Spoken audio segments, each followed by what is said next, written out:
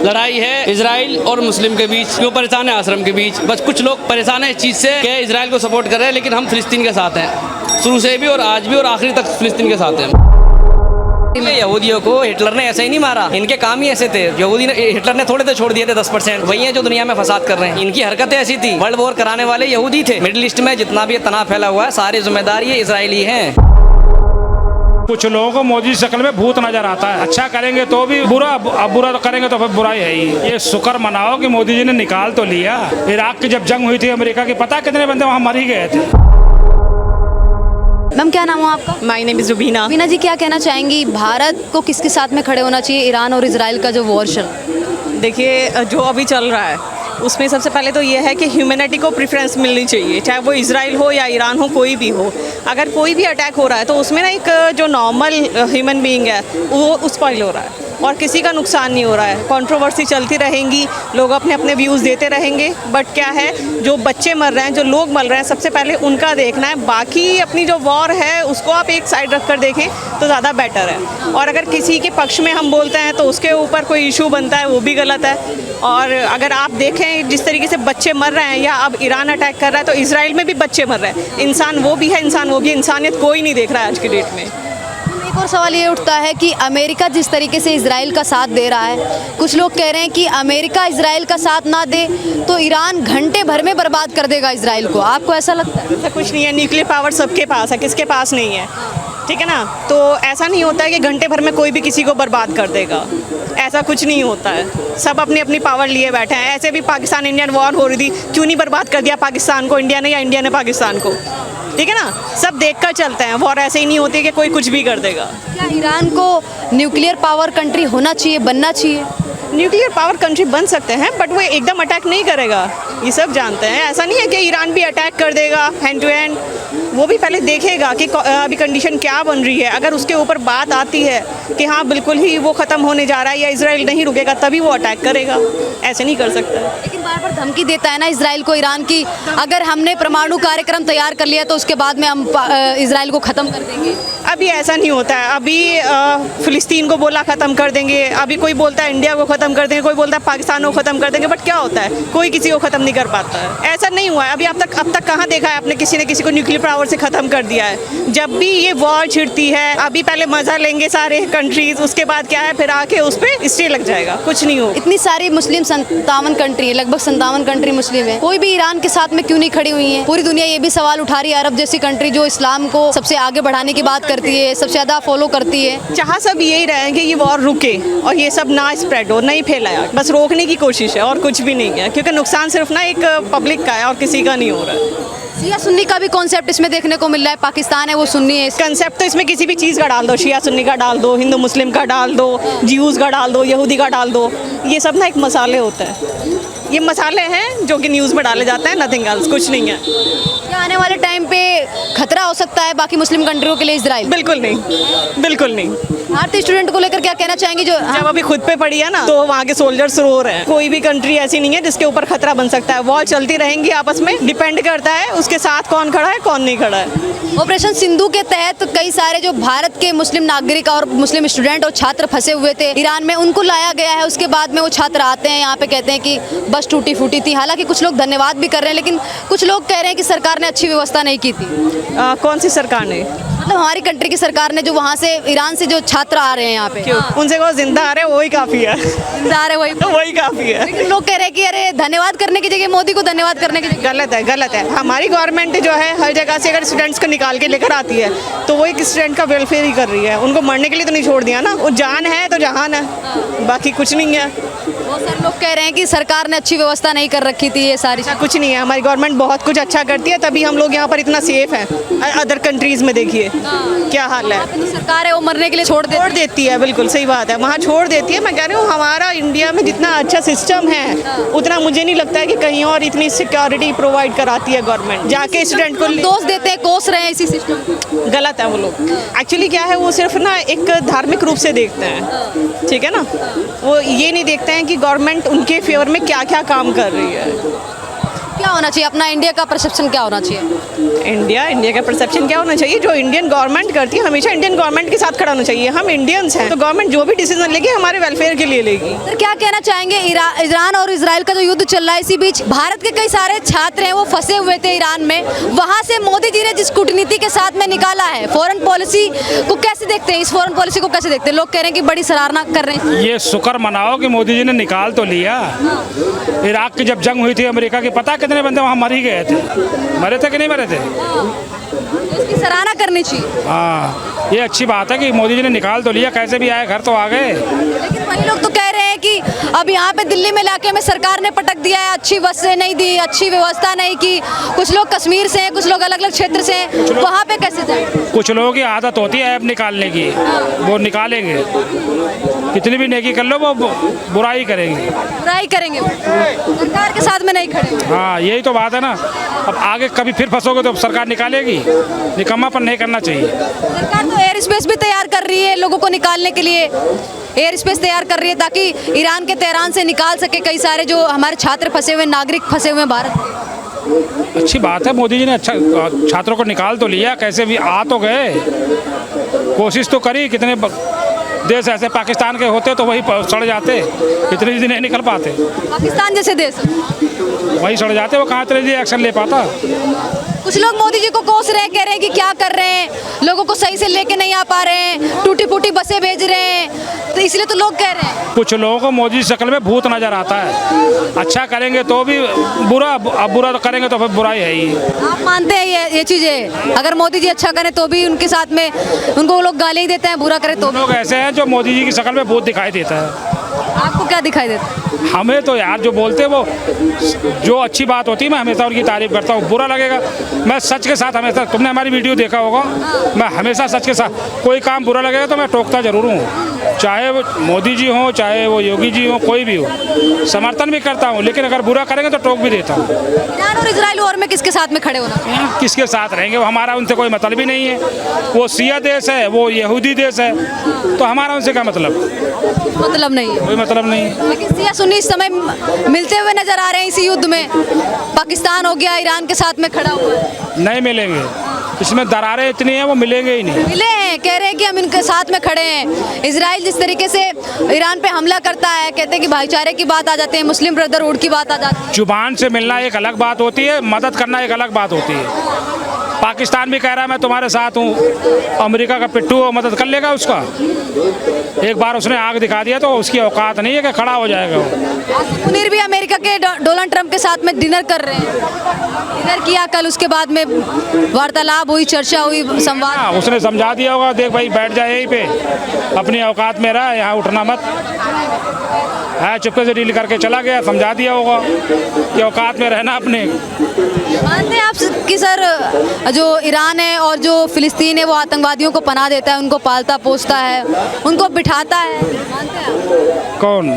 फिलिस्तीन और जो ईरान है। सबसे ज़्यादा आतंकवादी तो अमेरिका पालता है, हर जगह पे अड्डे बना रखे हैं। दूसरे के देश में क्यों कब्जा कर रखा है? क्यों कब्जा कर? कौन से देश पे कब्जा? अमेरिका अगर पाकिस्तान का सपोर्ट ना करे तो हमारे सामने कभी पाकिस्तान खड़ा ही नहीं हो सकता। आपको भी लगता है कि अमेरिका है वो पाकिस्तान का सपोर्ट करता है उसका, वो अब तो इजराइल का भी सपोर्ट कर रहा है, पीछे से हाथ है, तो जिससे बर्बाद करवाना चाहता है ना वो सपोर्ट करके बर्बाद कर। ये रूस का और यूक्रेन का जो झगड़ा हो रहा है किसके चक्कर में हो रहा है?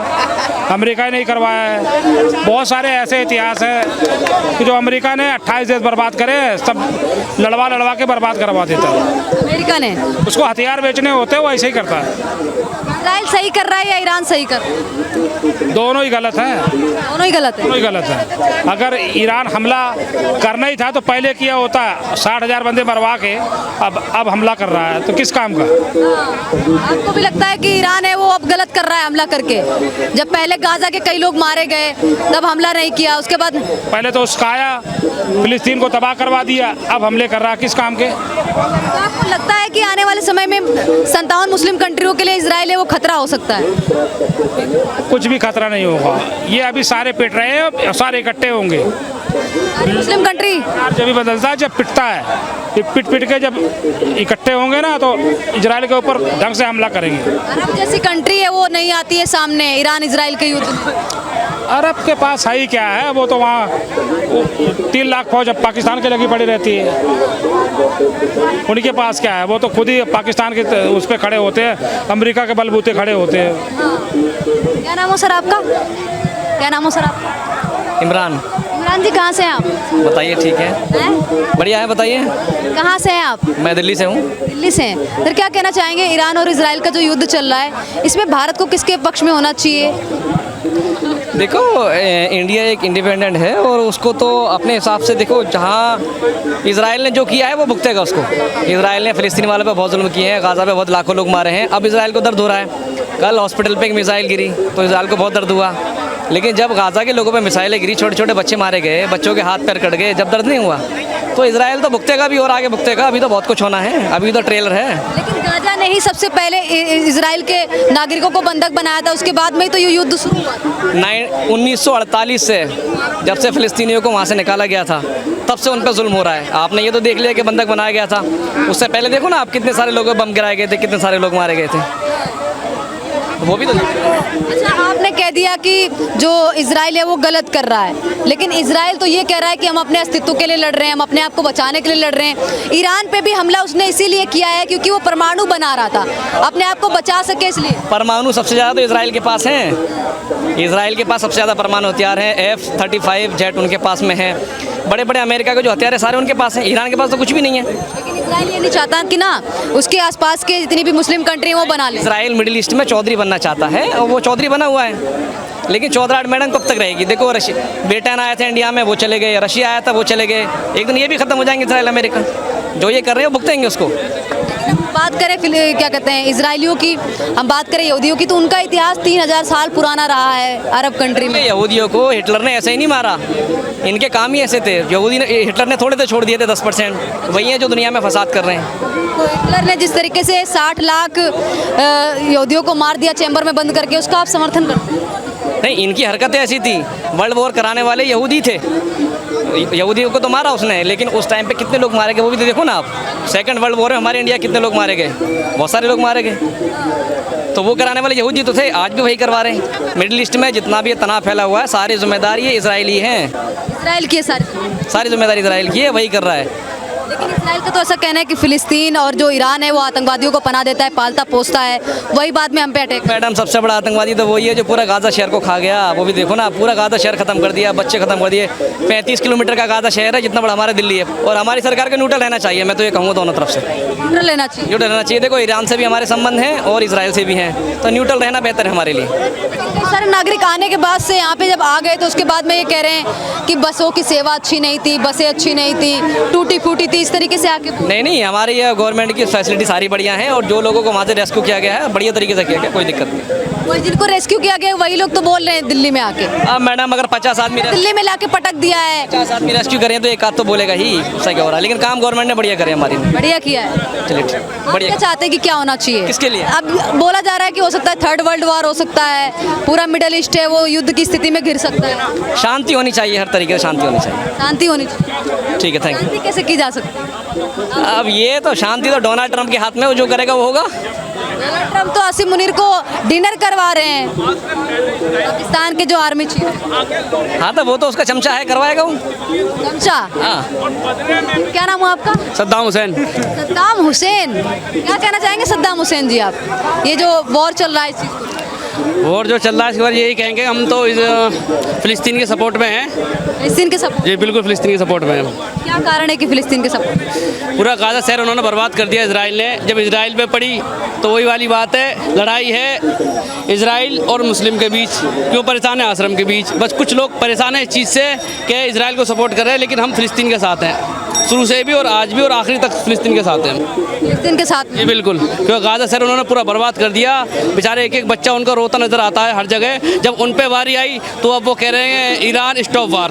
भारत का मुस्लिम फिलिस्तीन के साथ? दुनिया का मुस्लिम फिलिस्तीन के साथ है मैडम, मतलब आप मुस्लिम है इसलिए उसके साथ में है, वो मुस्लिम क्योंकि वो मजलूम है इसलिए उसके साथ है। तो भारत में भी कई जगह कई क्षेत्रों में होते हैं। बात वहाँ की कर रहे हो ना, आप यहाँ भारत की कर ही नहीं रहे अभी तो हम। भारत की भी तो कर रहे, भारत की भी बात कर रहे हो। आपने कहा ना कि जहाँ पे मजलूमों के साथ, आपने कहा जहाँ पे मजलूम नहीं है, भारत में मजलूम नहीं है कोई, नहीं है, यहाँ कोई मजलूम। बांग्लादेश में मारे जाते हैं, पश्चिम बंगाल में मारे जाते हैं, बात कर लो फिर। बांग्लादेश की नहीं, पश्चिम बंगाल की बात इंडिया में तो कोई हिंदुओं को मारा जाता इंडिया है। इंडिया में कोई मजलूम नहीं है, इंडिया में सब बढ़िया से रहते हैं, ऐसा नहीं है कहीं छुटपुट हरकतें होती है मैम, ऐसा नहीं है। अरे मारे जाते हैं, अब देख लीजिए पहलगांव में मारे गए, अब पश्चिम बंगाल हमारे पहलगाम में जो मारे गए उसकी निंदा करते हैं, आतंकी हमला है वो, उनको लटकाओ सरेआम गोली मारो उनको, उसमें उसकी हम निंदा करते हैं जो उनके साथ हुआ पहलगाम में बेचारों के साथ जो। पश्चिम बंगाल में जो हुआ उसके साथ क्या किया जाए, वो भी गलत है मैडम। हिंदुओं के घरों, कई मुस्लिम जहाँ पे ज्यादा मुस्लिम की संख्या ज्यादा हो जाती है वहाँ से हिंदुओं के घरों से निकाल दिया जाता है, उनके घरों को तबाह। तो मुस्लिम बोला नहीं, मैंने मजलूम बोला, मजलूम हिंदू भी होते हैं, मुसलमान सब होते हैं मजलूम तो। मैं हिंदुओं की बात कर रही हूँ, वही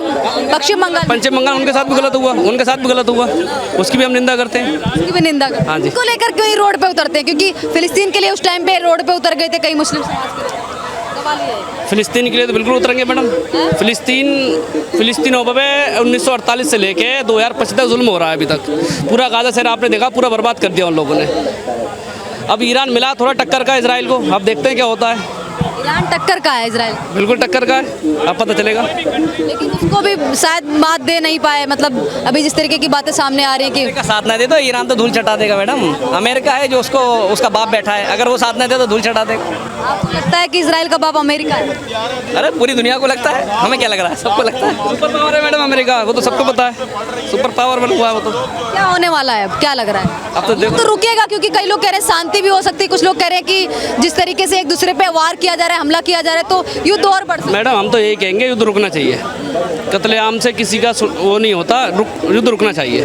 आखिरी सवाल आपसे ये है कि मुस्लिम समाज के लोग किसके साथ में खड़े होंगे? मुस्लिम समाज के लोग तो मैडम फिलिस्तीन के साथ ही होंगे, फिलिस्तीन के साथ में? बिल्कुल फिलिस्तीन के साथ में खड़े। इजराइल में अगर मासूम लोग मारे जाते हैं, मासूम तो फिलिस्तीन में ही मारे गए मैडम, उसके लिए लोग कोई क्या कहेगा बताओ, फिलिस्तीन में कितने मासूम मारे गए। ठीक है भाई, ठीक है मैडम, ठीक है, थैंक यू।